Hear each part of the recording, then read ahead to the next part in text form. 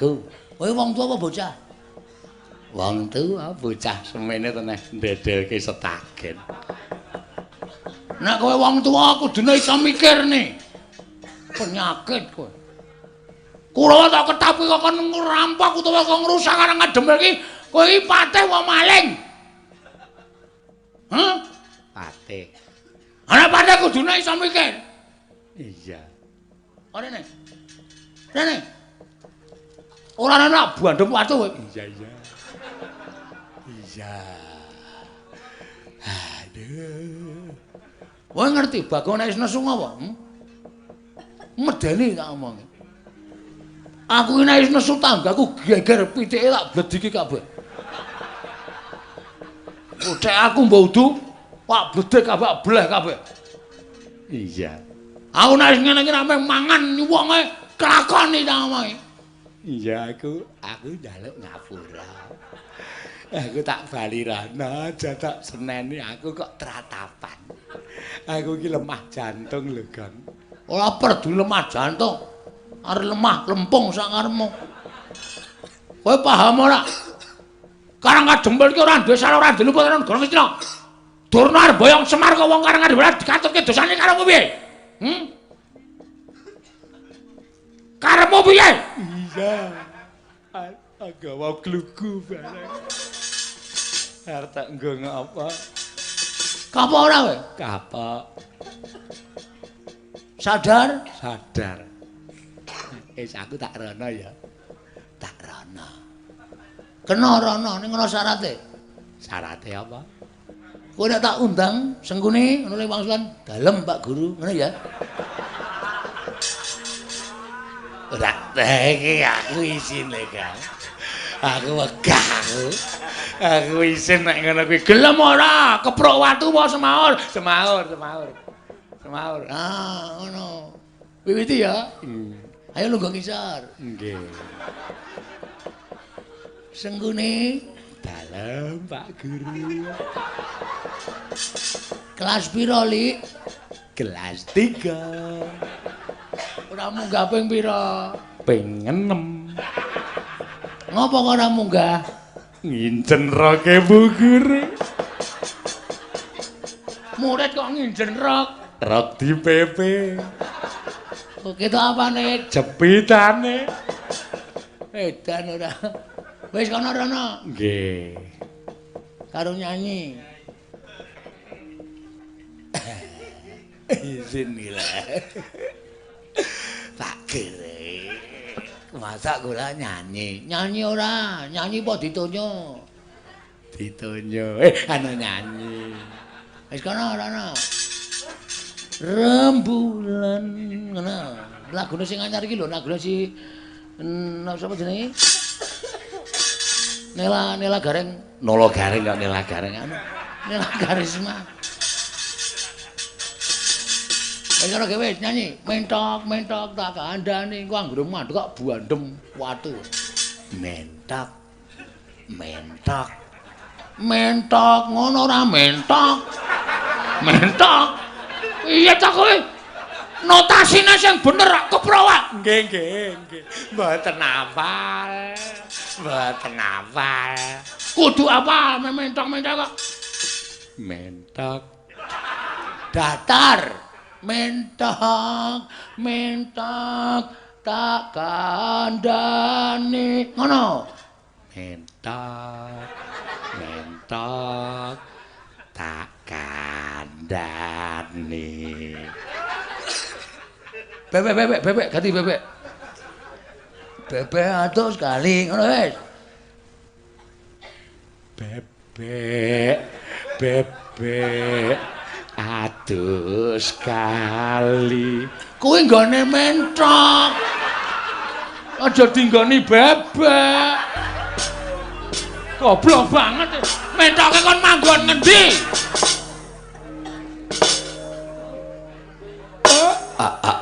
Blegegegugeg sadulita mel. Kaya dene kejugrukan Wukir Sari kelepaning samudra madu. Ing atasipun namung sak sudung kula kemawon. Lah kok kerawuhan Priyagung, mboten pangling. Menika pepunden kula para Pandhawa, Den. Sinuwun Puntadewa kula ngaturaken sembah pangabekti kula kunjuk Ndara. Iya. Kakang Semar ndak tampa tiba sepadha-padha Kakang. Mung salam taklimku wae katur ngersaning Kakang Nayantaka. Nggih kula tampi. Dadosaken bombong raos sing manahipun ing abdipun Semar dipun sekecakaken anggenipun lenggah Ndara. Ora kurang prayoga praptaning Puntadewana ing Karang Kadempel Kyai Semar Badranaya. Ndara Werkudara wilujeng Den. Wah. Semar hiyo slamet tekaku. Ora nemu lan sewiji apa. Aku ngaturake basa aku katura. Dipol Semar Badranaya. Kula tampi ndadosaken bombong raos sing manahipun ing abdipun Semar. Ndara Janaka kula ngaturaken bekti kula kunjuk nggih Den. Iya Kakang Semar ndak tampa. Ora liwat tiba sepadha-padha Kakang Nayantaka. Nggih. Dipun prayogekaken anggenipun lenggah. Iya Kakang Semar kaya ora kurang prayoga. Ndara nekula sedewa bekti kula kunjuk Ndara. Iya Kakang Semar ndak tampa. Ora liwat tiba sepadha-padha. Kakang Semar ndak tampa tiba sepadha-padha. Aku ngaturake salam taklim katur Kakang Nayantaka. Kula pundi nggo jimat paripe dayanana ing kasantosan. Sami dipun sekecakaken anggenipun lenggah. Nala Gareng Petruk apa dene anakku Bagong. Aja ninggal tata krama dole ngaturna sembah kelawan bendara ing katemben rawuh iki Nala Gareng Petruk apa dene kowe Bagong. Sinuwun Darma Kusuma kula ngaturaken bekti kula kunjuk nggih Den. Ya Nala Gareng ndak tampa. Ora liwat pangestuku Tampanana Panakawan kula pundi nggo jimat dayanana ing kasantosan. Ndara Werkudara bekti kula katur. Yo Nala Gareng ndak tampa pangestuku Tampanana. Nggih. Kula pundi Ndara Janaka bekti kula nggih Den. Ya Nala Gareng ndak tampa pangestuku Tampanana. Kula pundi nggo jimat paripe. Ndara kula Sedewa bekti kula kunjuk. Ya Nala Gareng ndak tampa. Nala Gareng ndak tampa pangestuku Tampanana Nala Gareng. Lho niki sangat anggen kawula dadosaken jimat dipun sekecakaken anggenipun sami lenggah wonten ing Datlaya Praja utawa ing Karang Kadempel mriki. Ya Nala Gareng ku ya wis ora kurang kepenak praptaku Panakawan. Sinuwun Prabu Darma Kusuma, Ndara Werkudara bekti kula nggih Den. Ya Petruk ndak tampa. Ya Petruk ndak tampa. Ndara Janaka, Ndara Nekula Sedewa bekti kula. Ya Petruk ndak tampa. Ora liwat pangestuku Tampanana. Petruk tak tampa pangestuku Tampanana. Panakawan Petruk tak tampa pangestuku Tampanana. Kula pundi nggo jimat paripe dayanana ing kasantosan. Dipun sekecakaken anggenipun sami lenggah. Ya Panakawan kaya wis ora kurang prayoga. Ya Petruk kaya wis ora kurang kepenak praptaku ning Karang Kadempel. Nuwun sewu Ndara Puntadewa, Ndara Werkudara bekti kula kunjung nggih Den. Iya Bagong ndak tampa pangestuku Tampanana. Ya Bagong ndak tampa pangestuku Tampanana. Ndara Janaka, Ndara Nekula Sedewa bekti kula kunjuk. Iya Bagong ndak tampa. Ya Panagawan Bagong tak tampa. Panakawan Bagong tak tampa pangestuku Tampanana. Kula pundi nggo jimat paripe dayanana ing kasantosan dipun sekecakipun anggenipun sami lenggah. Iya Bagong kaya wis ora kurang kepenak. Iya Bagong kaya wis ora kurang kepenak. Praptaku ning Karang Kadempel. Nuwun sewu Ndara. Kaget raos sing manah kula. Mboten kanthi kanyana-nyana ing atasipun namung sak sudung kula kemawon. Namung sak papanipun Semar. Lah kok kerawuhan para priyagung sami kepareng rawuh wonten ing Karang Kadempel. Ndara. Menawi kula nandhang kalepatan dosa menapa ing badhe kula sandhang, kula mboten badhe suwala. Waton wonten dasar kalepatan kula. Upami rawuhipun ndika sedaya menika namung badhe paring ganjaran dhateng Semar. Lelabuhan apa sing pun kula lakoni, Den? Keparing abdipun Badranaya cumadung dawuh, Ndara. Kakang Semar, kula wonten dawuh. Aja kaduk ati kajron penampa Kakang Nayantaka sayektine praptaning punta sakadang ana ing Karang Kadempel jumbuh kelawan pawarta ingkang wis ndak tampa. Nalika semana tumuli aku rembugan lawan kadangku ing Jodipati apa dene Madukara. Wondene gumolong ing rembug nalika semana daya-daya panjenengan ingsun bakal kadherekake sowan ana ing Karang Kadempel. Nuwun sewu. Kabar napa to, Den? Kula kok mboten ngertos malahe. Sampeyan krungu kabar napa babagan Karang Kadempel? Pawarta saindenging jagat wis padha prisa. Bebasan jagat ing nganti kebrebeken marang umandanging Kyai Semar nggone kepengin bakal mbangun jiwa. Kyai Semar malah praptaning Puntadewa ning Karang Kadempel sayekti bakal nyuwun priksa. Mungguh apa ta werdine ingkang wis sinebut bakal mbangun jiwa mau. Muga kepareng ana ambabarana marang punta sakadang. Upama Kakang Semar bakal paring ilmu, upama Kakang Nayantaka bakal paring pewarah, Puntadewa sakadang ora bakal keri nedya nyadhong timbalaning Kyai Nayantaka saha yen to dikeparengake sawetara wektu punta sakadang bakal mapan ana ing Karang Kadempel sinambi ngenteni sabdaning Kyai Semar mbok menawa bisa wuwuh undhak ing kawruh bisa mundhak ngelmuning para Pandhawa krana nggone Kyai Semar nedya mbangun jiwa iki mau. Kyai Semar Kyai Nayantaka Handrah ingkang puspita rum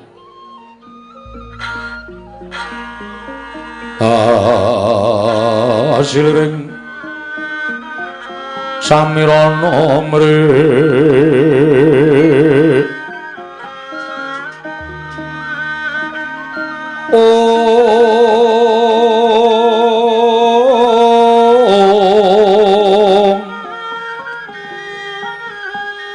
sekar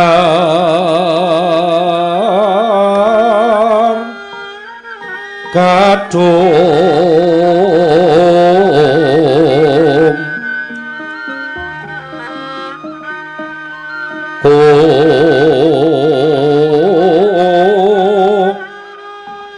ngas gandanya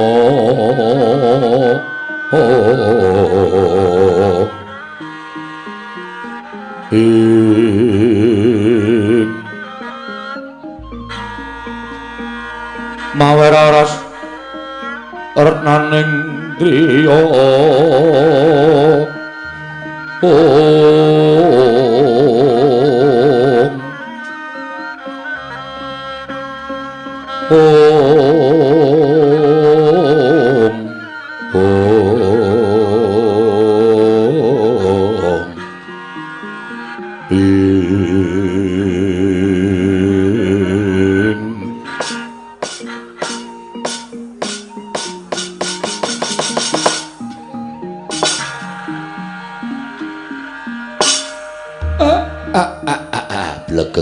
gugek sadulita mel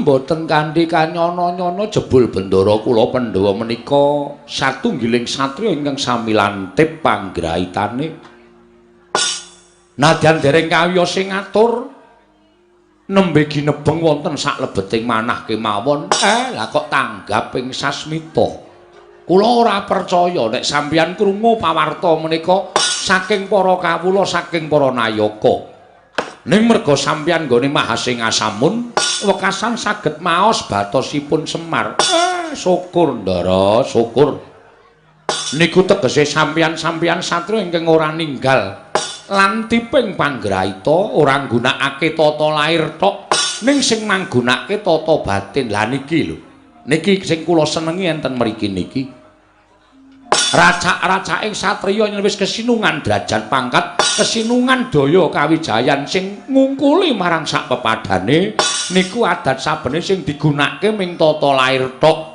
batin ora tau digunakake. Lah enten wonten niku kathah para satriya ingkang keseluruh dalan sing kleru, keseluruh marga sing boten sak mestinipun.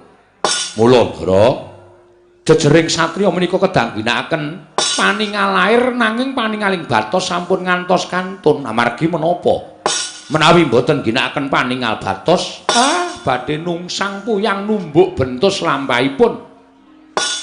Iya Kiai Semar, sabanjure aku nyuwun keterangan marang saka Kiai Semar Badranaya menggah apa ta wigatine dene Kiai Semar nedya mbabar mbangun jiwa mau sayektine kepiye? Niki mung rasa prihatin kula kok, Den. Raos prihatin kula dhateng kawontenan sakmenika, utamanipun kawontenan negari Ngamarta.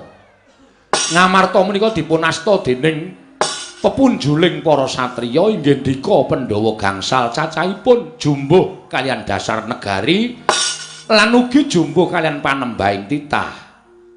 Iya, Kyai Semar. Ning nuwun sewu, beciking Narapraja kok mboten dipun kanteni kalian beciking para kawula, cobi to. Nek sampeyan purun mandhap wonten ing Kitagara, langkung-langkung wonten ing Karang Pradisan, minggahing wonten ing Parden. Negari Ngamarta sakmenika sampun beda kalian negari Ngamarta ingkang riyin lho, Den.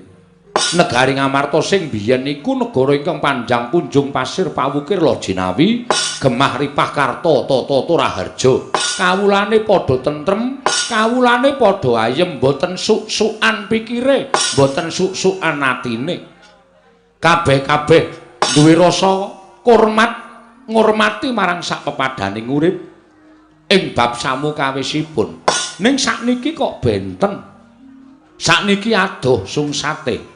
Kawula Ngamarta racak-racake padha nggugu karepe dhewe, malah luwih-luwih ora percaya marang pernatan hukum negara Ngamarta sing digunakake hukum pribadi diri pribadine dhewe.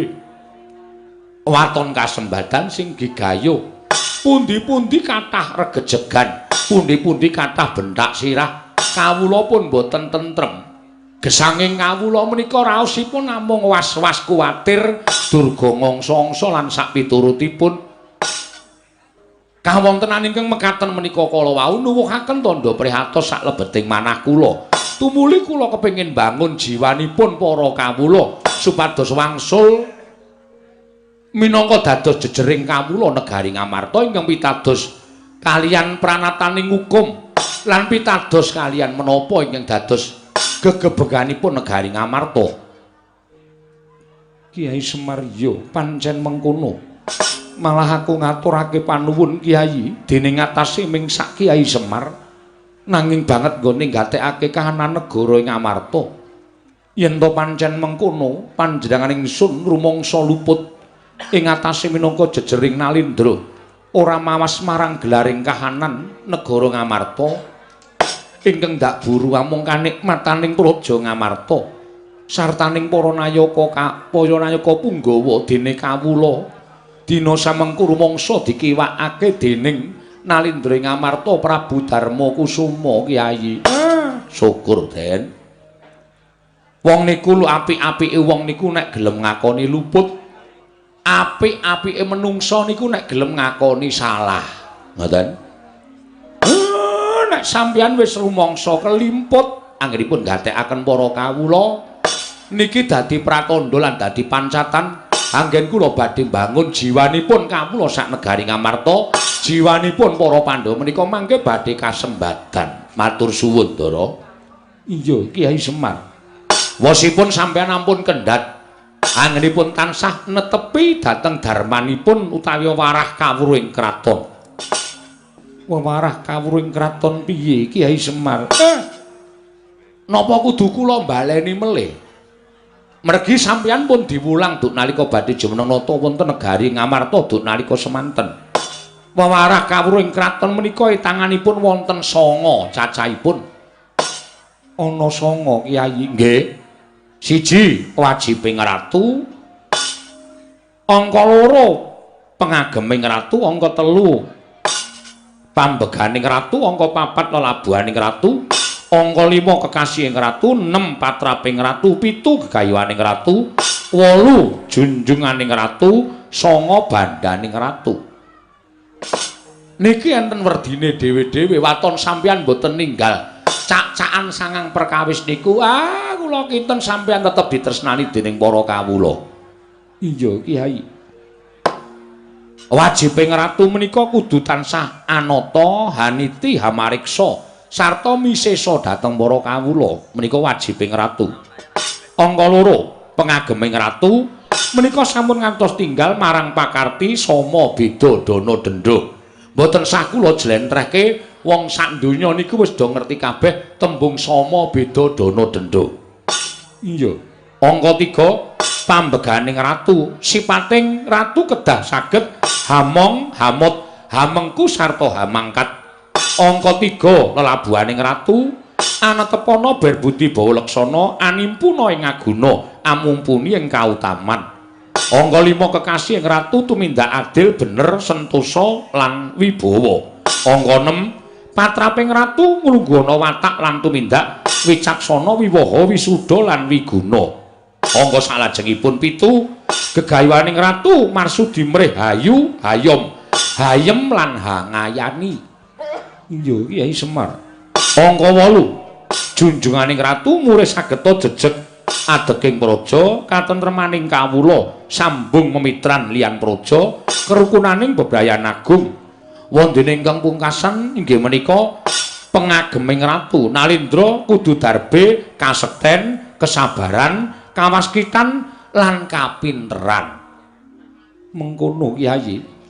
Sangang perkawis menika menawi dipun agem lan ditindakke kula kinten sampeyan tetep dadi junjunganing wong sak praja Ngamarta. Ning kejaba saka niku sasampunipun sampeyan dados junjungane wong sak negara Ngamarta tetep mulat karo kahanan negara. Tegesipun sampeyan kudu tansah mulat kaliyan kahananing para kawula.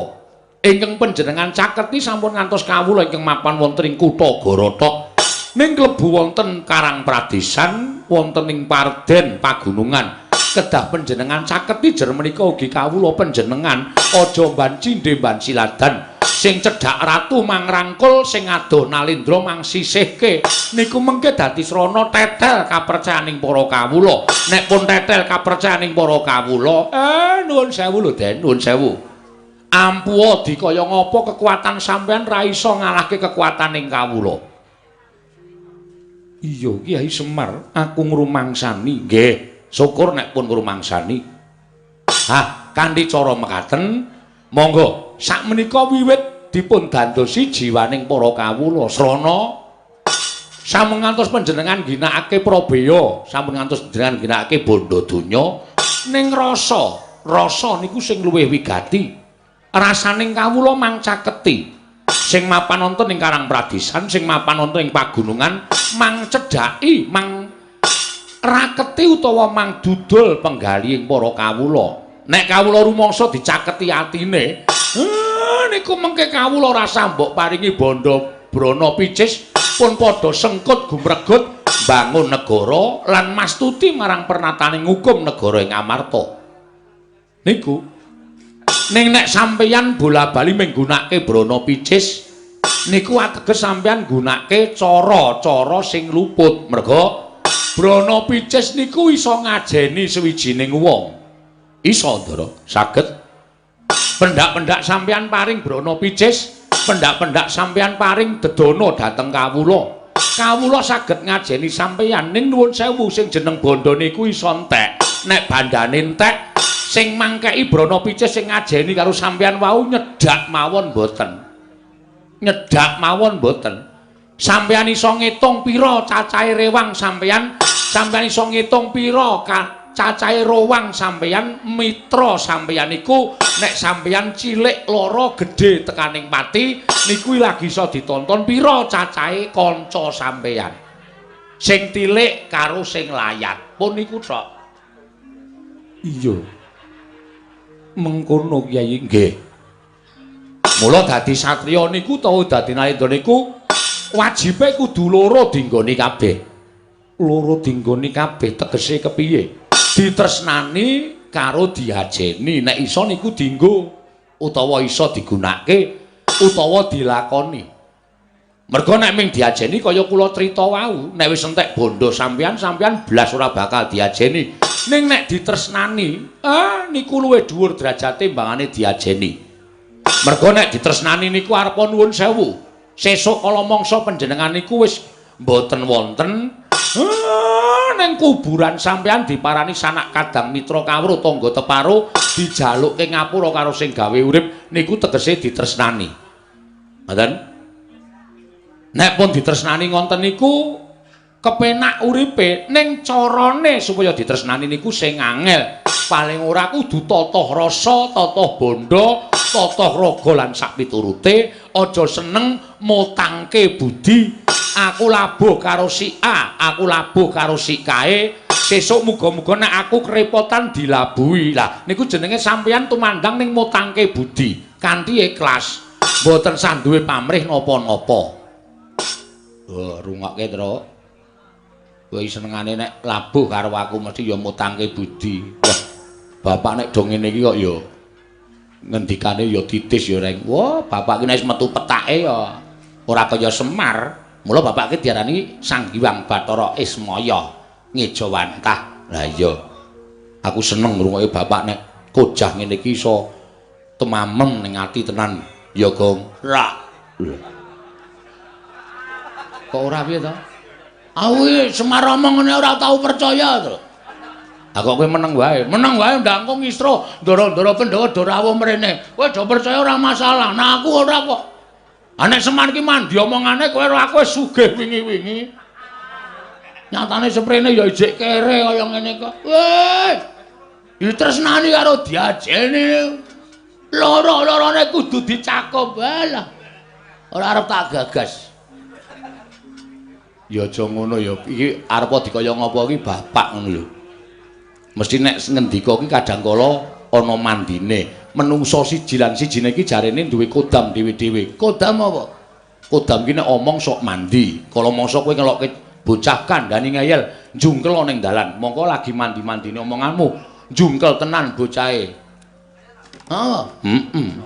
Nek bapak omong Bagong ora manut kere selawase. Weh, wis suwe nek le kere iki. Ora usah nganggo kodam wis ora duwe apa-apa. Nuwun sewu mboten sadirungokke omongane anak-anak kula. Wedhus-wedhus niki pancen angel dikandhani. Pun dinengke mawon mboten sapripun-pripun. Ya meng aku gumun ya, Tru. Gumun apa? Ndara-ndara Pandhawa ya do meneng kabeh dingendikani bapak. Bapak omong werna-werna Ndara Puntadewa ya ndungklu, Ndara Werkudara ya Ndara Werkudara kok gek turu, Tru. Ora.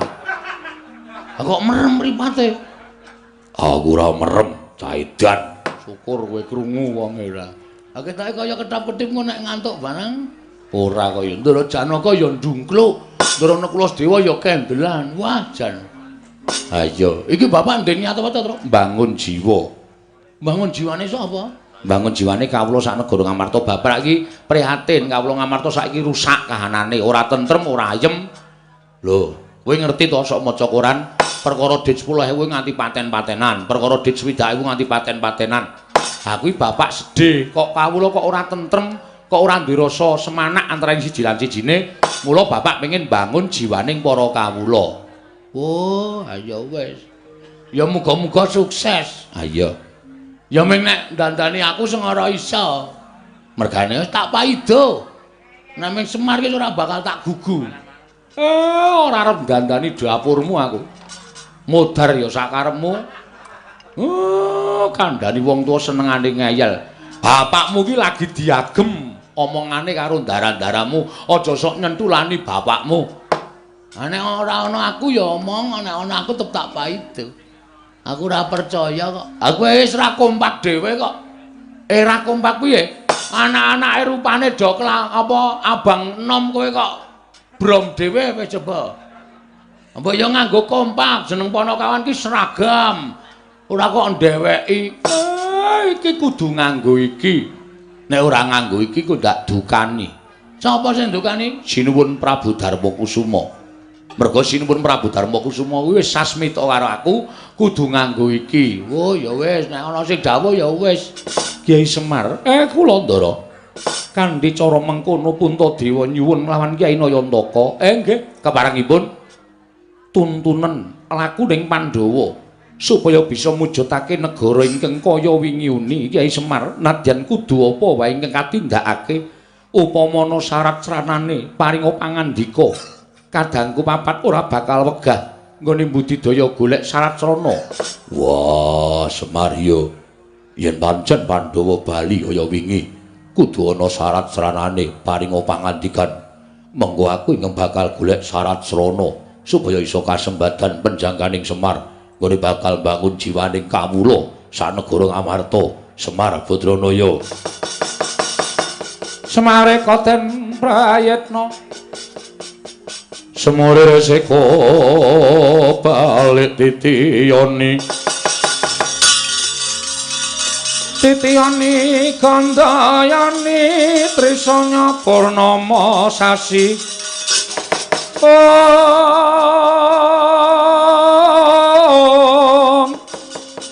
Trisanya Purnama Sasi gilar-gilaran ing tengah latar gilar-gilaran ing tengah latar milang lintang Bima Sekti.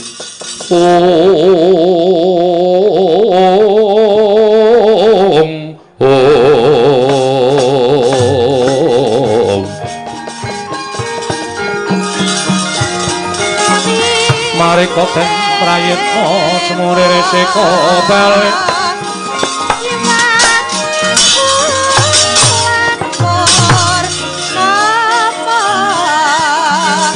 Titiyani Gandayani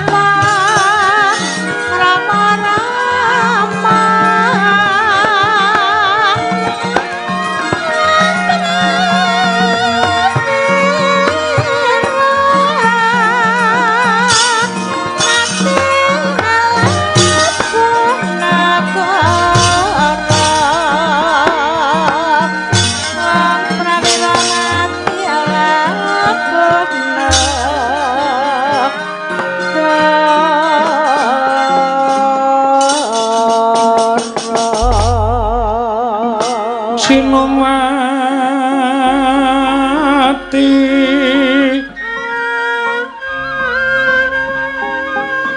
Sinowati jagat kinari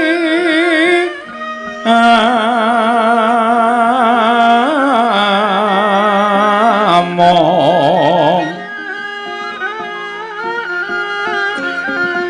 mbak lumembak ombak ing samudra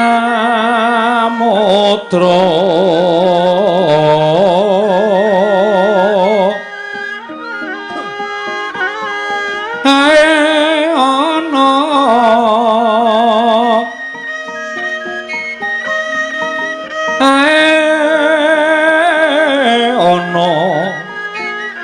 bale lumut ambraganggeng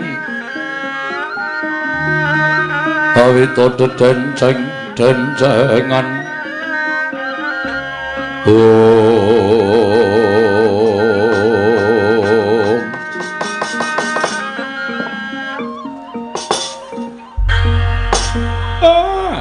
damel kaget raos sing manahipun ngabdipun Semar.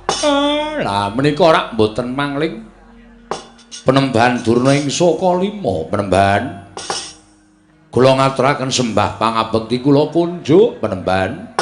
Gondhok bleguduk suwaru gembol Semorante wela. Ya Semar kowe ngaturke bekti karo aku wis tak tampa ora liwat pangestuku Tampanana ya Semar. Nggih kula pundhingga jimat paripe dayanana ing kasantosan. Kalian sinten? Mboten pangling Rekyana Patih Sengkuni. Iya Semar, aku ingkang prapta ning Karang Kadempel Semar. Syukur Rekyana Patih. Bekti kula kunjuk nggih Rekyana Patih. Iya Semar ndak tampa. Pangestuku Tampanana.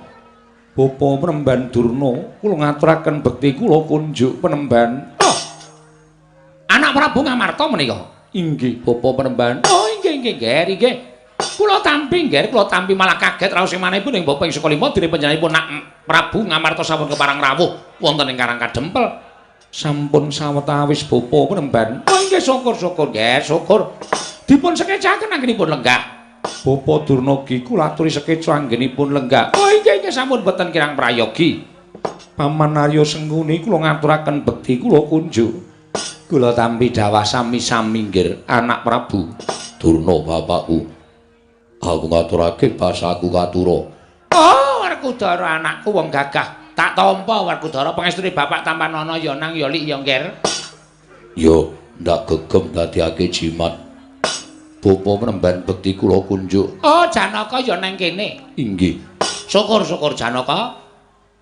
Kula ngaturaken bekti Bapa Penemban. Tak tampa pangestune bapakmu Saka Lima Tampanana ya Janaka.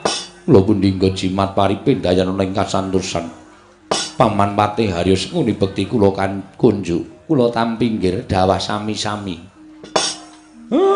Nala Gareng Petruk Bagong ngaturna sembah karo Begawan Durna. Waduh. Ngimpi apa kowe, Mir? Ngimpi apa? Kok ora kanthi kanyono-nyono ming omahmu kok kerawuhan priyagung, ya, Tru? Heeh. Ndara Puntadewa, Ndara Werkudara, Ndara Janaka, Ndara Klasdewa. Durung nganti rampung le padha rembugan. Iki rawuh meneh priyayi luhur Begawan Durna. Lho, apa ora gleleng? Aku dhewe ora ngerti lah kok padha ting gruduk ning Karang Kadempel. Bekti kula Penemban. Nala Gareng tak tampa, pangestuku Tampanana ya Nala Gareng. Kula pundhingga jimat paripe dayanana ing kasantosan. Rekyana Patih Sengkuni bekti kula kunjuk. Iya Nala Gareng tak tampa. Pangestuku Tampanana. Bekti kula katur Penemban. Petruk tak tampa. Pangestuku Tampanana ya Panakawan. Kula pundhingga jimat. Rekyana Patih Sengkuni bekti kula kunjuk. Iya Petruk tak tampa. Pangestuku Tampanana. Gong, ngaturke bekti ora? Karo sapa? Begawan Durna rawuh ngono. Lho. Kok ora kanthi kanyono-nyono. Kula ngaturaken bekti kula kunjuk nggih Begawan Durna. Ndeng Durna. Ya Bagong, pangestuku Tampanana Bagong. Kula pundi nggo jimat paripe. Sinten ingkang nderekaken Adipati Harya Sengkuni? Wah, Rekyana Patih sengkune bekti kula konja Rekyana. Iya Bagong ndak tampa pangestuku tampanana. Nun nggih sangat anggen. Kawula mundi dadosaken jimat. Dipun sekesakaken anggenipun sami lenggah. Oh ya Bagong wis ora kurang kepenak. Truk. Dayoh akeh kaya ngene kok tanpa metu wedange Semar iki. Ayo engko tawanana. Nuwun sewu Penemban Durna ngunjuk menapa? Loh.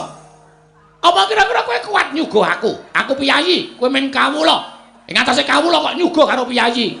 Girilusi jalma tan kena kinira. Ampun sok ngembe karo wong. Kula niku arep kaya ngene nek mengko nyuguh sampean nggih. Isa. Oh ya syukur-syukur dienggo tamba ngelak Bagong wis sakarepmu. Sakwenehmu bakal tak tampa kanthi lega-legawaning ati. Ning kudu milih tek teng mriki. Teh. Napa kopi? Loh, ya nek aku nek yaene iki senengane kopi. Ah, kopi 7.000. Oh, didol. Oh. Nyuguh kok didol. Gulane ya tuku Padake. Nek purun pahit, ireng pulun pahit, ning kula campur lemah. Hus. Aja edan kowe. Pendhita kok sapenake dhewe ora ngomong. Ngene ya Semar. Nggih, pripun Penemban? Aja kaget, aku prapta ning Karangka Dempel. Nggih. Nadyan radi kaget nanging gandeng sampun paring pangandikan pun lega ati kula. Oh iya. Ngene. Sejatine aku prapta ning Karangka Dempel mau yekti mung njumbuhake pekabaran ingkang sebenarnya mbok bakul sinambiwara. Pawarta binandunging Karna. Apa pancen kepara nyata yen to kowe bakal duwe gawe Semar? Oh, sing nyebarke sapa iki? Lah kok dadi Ndara Pandhawa ya pirsa, Ndara-ndara Kungastina ya pirsa. Nala Gareng apa kowe kandha-kandha tangga teparo? Mboten niku. Petruk kowe tangga teparo tok kandhani apa piye kok nganti tekan dindi? Mboten, Pak. Kula nek didhawuhi ora kandha sapa-sapa ya ora kandha sapa-sapa. Bagong apa kowe kandha sapa-sapa? Ora, Pak. Mbok sumpah. Ming ratan gedhe tak nehi plakat gede banget. Semar arep mbangun jiwa. Membutuhkan dana secepatnya ngono ya, Tru. Bagong pancen cah ngeyel tenan ya. Kowe ayo mbok menawa sing nyumbang barang. Anjir arep nambani. Aku. Oh, tok nggo apa? Tak nggo ngeramik omahku kae. Oh, keramik omah yo Semar sik dibutuhke ora. Sampean kok preso? Loh, Semar kuwi wong kondang. Arep kowe iki derajate ngaceplek, arep kowe wong loro saudon telu saurupan. Kowe iki mung Panakawan. Nuwun sewu kasarane kowe iki mung batur. Ning saben-saben kowe duwe gawe, jagat iki persasat nganti keberbegen marang ngumandangi Semar Badranaya. Nggih. Apa pancen kepara nyata yen kowe bakal duwe gawe ya kuwi mbangun jiwa. Nggih. Niku mung lagi niat kok. Mung lagi karep. Durun kula tekake sedya. Ming lagi karep lagi kula nam-nam wonten ati ning kok kula kaget. Sedaya sampun sami prisa. Loh, aku ora wis omong karo kowe to, kowe iki wong kondang. Mula nek arep duwe gawe apa-apa kowe iki mesti tekan kono-kono padha ngerti ta. Dene apa to sababe aku sowan ning Karangka Dempel iki mau pancen diutus dening Sinuwun Prabu Duryudana. Supaya aku sowan ning Karangka Dempel. Wigatine ora ana lali kejobamu. Apa yang dadi sediamu mau pancen apik, pancen becik Semar. Pancen apik. Kowe iki jejering pamong, kowe iki jejering titah ingkang anyalira Jawata, ya kuwi Sang Hyang Bathara Ismaya. Mula yen to kowe kepengin bakal bangun jiwa. Mau, pancen wis saktrepe, pancen wis bener, pancen wis pas. Ya mong ngene ya Semar. Kersaning anak Prabu Duryudana nggonmu bakal mbabar ngelmu mau ora dikeparangake ning Karangka Dempel, ning dikeparangake ana ing negara Ngastina. Mula praptaku ning Karangka Dempel iki, ingkang wigati supaya mboyong marang kowe prapteng negara Ngastina. Kowe mengko ning kono diunggahke ning mimbar. Sawise kuwi terus kowe kojah supaya iso mbangun jiwaning para Sata Kurawa. Kanthi cara mengkono supaya Kurawa iso didandani jiwa ragane supaya bali marang pakarti ingkang sarwa becik lan apik Semar. Nggih. Matur sembah nuwun tanpa pepindhan. Dene amung sak karep kula kok. sinuwun Ngastina ngantos kados mekaten. Ning nuwun sewu. Kula niku ora arep kojah, kula niku ora arep wewarah dhateng sinten kemawon. Kula niki ora arep ngumbar ngelmu utawa menehi ngelmu napa-napa kemawon. Kula niki wong sekeng, kula wong ora duwe, kula wong melarat. Ngelmu kula ya mung ngelmu celimen kemawon. Hah, napa to sababe kula ajeng bangun jiwa niku kula kok ora bangun jiwane wong sak donya niku mboten. Kekuatan kula niku sepinten. Nek kula mbangun jiwane wong sak donya, ming sak Semar kok ajeng bangun jagat niku terus kula napa ngembari panguwasaning Gusti Akarya jagat. Mboten ajeng. Sing kula karepke mbangun jiwa niku kula pengin bangun negara Ngamarta jer. Karang Kadempel menika kebawa keperintah negara Ngamarta. Mula sing kula penke nggih negara Ngamarta. Dados nek Begawan Donorawuh meniki kalian Prakyana Patih Sengkuni pengin boyong dateng Semar Badranaya. Kula kok kon bangun jiwane Kurawa niku sing ajeng kula bangun nggih napa to, Bi? Kurawa niku pun boten kurang-kurang derajat pangkat duwe bondo seprapat jagat darbeng sinuwun Duryudana. 7 turunan boten entek. Dinggo dolanan kalih adi-adine kabeh nggih menika Sata Kurawa. Terus sing ajeng dibangun apa? Kula tak takon. Nek kula teng negara Ngastina niku ngibarate kaya dinguyahi segara. Teng mriku nggih pun lenggah pandhita ingkang kondang monyor-monyor inggih menika peparab Begawan Durna. Lah mung perkara kojah wewarah kawruhing urip kok dadak nggotong kere saking Karang Kadempel terus pujangganing Ngastina sing nami Begawan Durna niku nuwun sewu gaweane napa? Kula tak takon. Sing kudune dandani para Kurawa niku sampeyan dudu kok kula. Merga Kurawa niku murid sampeyan. Kurawa niku siswa sampeyan. Anane siswa kok ora apik, murite kok ora becik. Lah niku sing ditutuh ya gurune. Piye le mulang muruk karo murite? Ngoten. Ampun kok kula sing dandani. Sing gawe dudu kula kok sing dandani kula. Niku nek carane wewangunan utawa carane omah sing gawe dudu kula, sing dandani kula. Mengke usuke kurang gedhe, renge kecupeten. Mboten iso dadi dipasangi gendeng ya ora apik. Ngoten. Nek sing damel sampeyan sing dandani ya kudu sampeyan. Mula nuwun sewu. Niat kula ming ajeng dandan-dandan negara Ngamarta. Sakliyane niku dudu tanggung jawab kula. Semar niku wong kekuatane winates, ora kaya sing gawe jagat, ora kaya Gusti, ora kaya dewa. Kula niku sanes dewa, kula mung titah sewantah. Ngoten? Mula nek Begawan Donorawuh mriki ajeng boyong Semar, nuwun sewu kula mboten saged. Kula dereng saged. Mergi siji niku dudu kewajiban kula, loro kula mboten iso pripun-pripun mangke nek tekan negara Ngastina. Malah kula iso disoraki dening para kawula sak negara Ngastina. Wong ngelmu kula niku mung ngelmu celimen. Ngelmu kula niku mung ngelmu cethek. Ngelmu kula niku dudu kawruh kapanditan, dudu kawruh kabrahmanan, luwih-luwih dudu kawruh kadewatan. Mila Den, ndara kula Begawan Durna kula nyuwun pangapunten menawi jengandika Penemban Durnarawuh wonten ing papan mriki. Badhe mboyong kula nek kula kon supaya teng negara Ngastina dandani para Sata Kurawa Blaka Suta kula ora iso, kula ora tekan. Ndak malah mengke ngebot-boti pikiran kula, sampeyan mang kondur kemawon. Sampeyan mang bali kemawon. Mang matur kalih sinuwun Prabu Duryudana, nek niku dudu gawean kula. Kula tak ngrampungke lek kula dandan-dandan negara Ngamarta riyin, Ndara.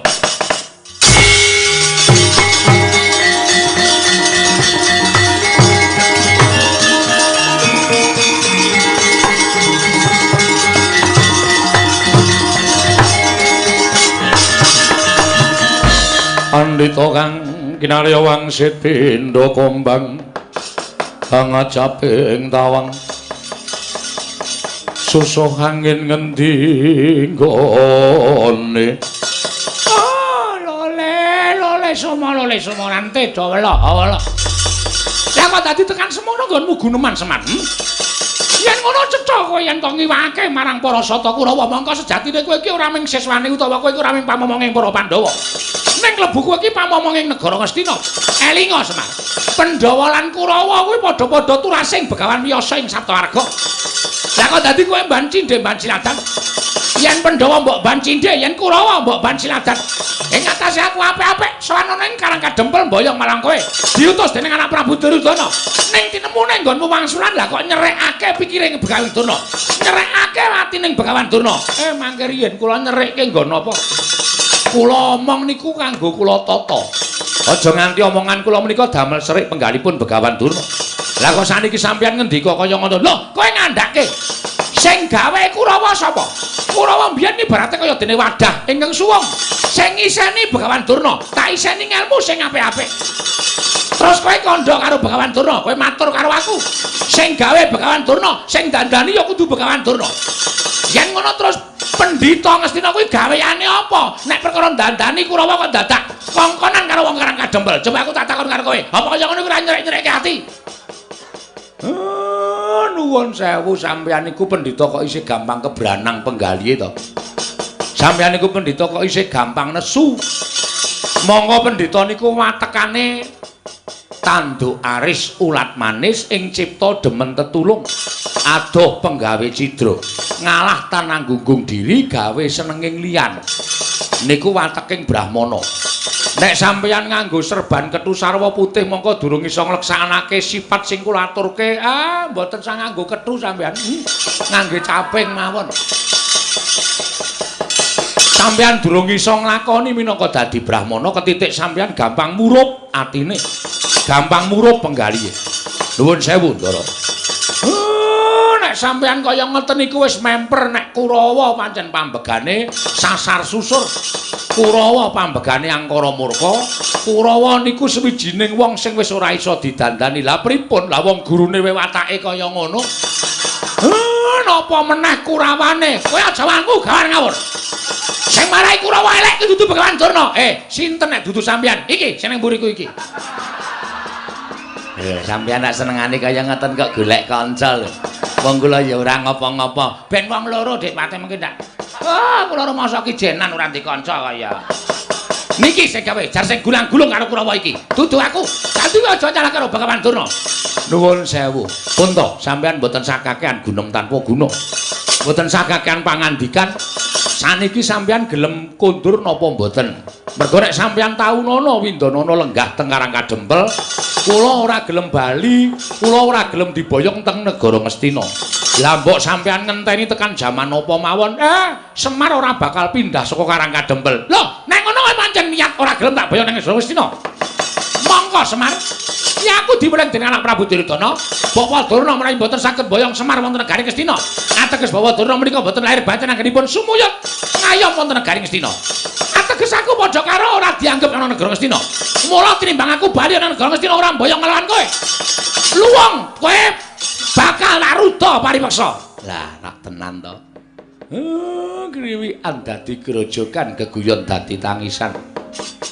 Sampeyan ngomong kaya ngoten niku ampun gawe nesune anak-anak kula. Mengke anak kula salah siji wonten sing nesu. Kula ora tanggung niki cah awur-awuran kabeh. Sampeyan iki nek pendhita elek derajate ming mergo dienggo awur-awuran kali anak-anak kula niku kula ora tanggung. Aku ora wedi karo anak-anakmu. Kuwase kowe gelem mangkat apa ora? Yen kowe ora gelem mangkat, ora mung kowe sing tak katutke dosane. Ning klebu Karang Kadempel kene bakal tak katutke dosane. Yen perlu Karang Kadempel tak bumi angus legane atiku. Terus, nesu ora kowe? Ora. Bagong kuwi sing biasane nesu ora, Gong. Oh. Edian. Gong.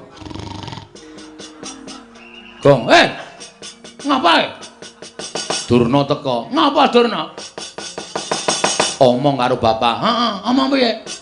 Bapak arep diboyong ning negara Ngastina. Terus bapak emoh. Goblok kok Semari. Lho. Ah wis seneng karo bapane ngono goblok to. Goblok. Ah ning Ngastina ki bandane mengalir. Nek Semar gelem dadi pamonging para Kurawa ki sugih wingi-wingi ora ketayalan ngrekoso uripe kaya ngene. Sik to aku tak nuliske omonganku. Semar ora gelem. Dasare Semar arep bangun jiwa negara Ngamarta, jiwane kawula sak negara Ngamarta dibangun karo bapak. Heeh. Lah Sinuwun Duryudana mireng. Heeh.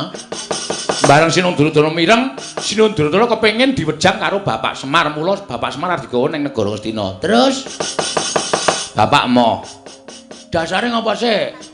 bapak kepengin rampungke pakaryane negara Ngamarta. Tur kuwi dudu gaweane bapak. Kuwi dudu kewajibane bapak.